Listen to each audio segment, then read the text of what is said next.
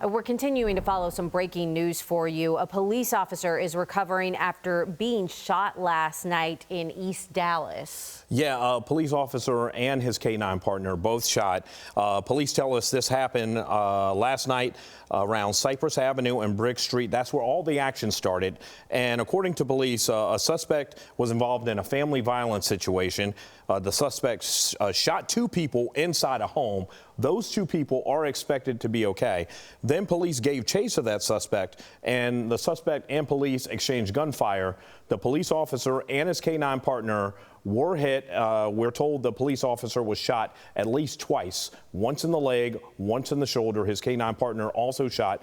Fortunately, both the police officer and his K-9 partner are expected to be okay. And we know that officer is recovering at Baylor University Medical Center in Dallas. That is where our crew spoke with Mike Mata, the president of the Dallas Police Association. Want to give you a little of his extended reaction.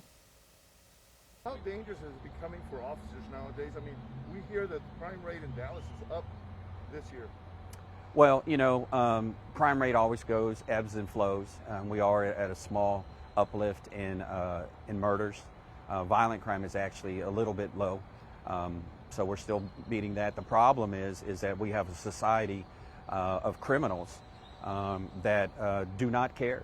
They have no value of life, and those are the individuals that, if they are career criminals, we have to keep those individuals in jail. We cannot keep letting violent criminals back out into our society to create more victims, and sometimes those victims are the men and women of the Dallas Police Department and other police departments across the state and country. So yes, it's dangerous. Yes, those criminals are out there. We just need to keep them where those criminals need to be, and that's in jail.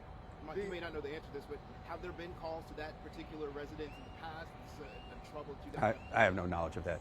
The officers, when I first got here, were all tense and all. You could see in the body language. A little later, when I think the news came out, they were more relaxed a lot. Tell me what that experience is like when these officers go through that, because the emotions are high everywhere. Well, and again, this being a very experienced, tenured officer, everybody knows him. And so he's very, very well liked. And then every officer can put themselves in that position.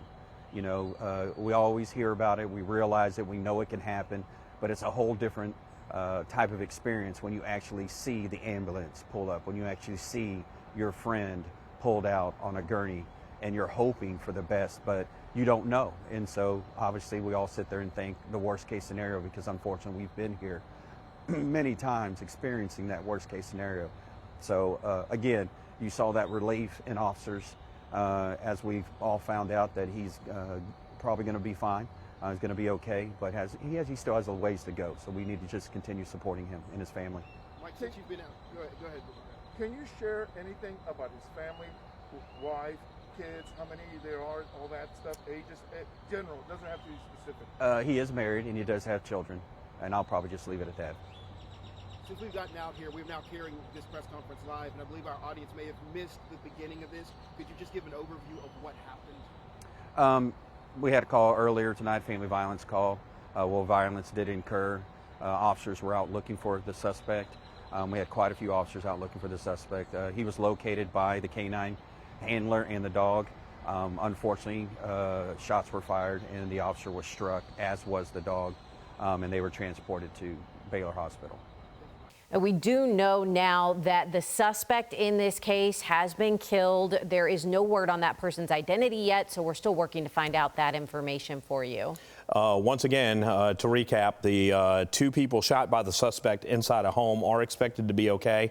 The officer and his K-9 partner who were shot in that exchange of gunfire with the suspect are also expected to be okay.